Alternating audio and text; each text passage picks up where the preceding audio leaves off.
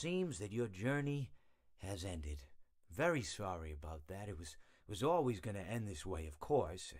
If it weren't by me, it would have just been by some other, terrible thing. Just, you could not imagine how terrible it would be.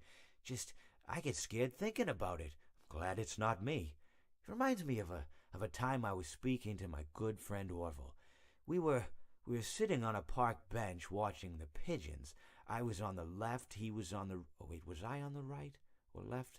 Anyways, it doesn't matter. We were sitting on there watching the pigeons. And I said to Orville, "Friend, those birds are frozen."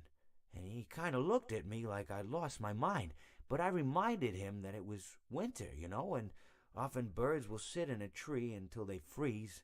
And then they sort of fall to the ground until the sun warms up and they can, move around again. So I said to Orville, "You might as well save those breadcrumbs until the birds thaw, because they can't very well enjoy them in the condition they're in."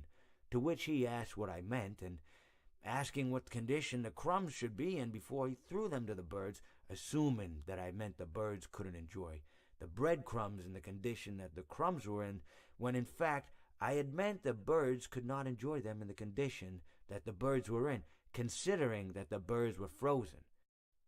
So he took a moment and then threw his last handful onto the ground.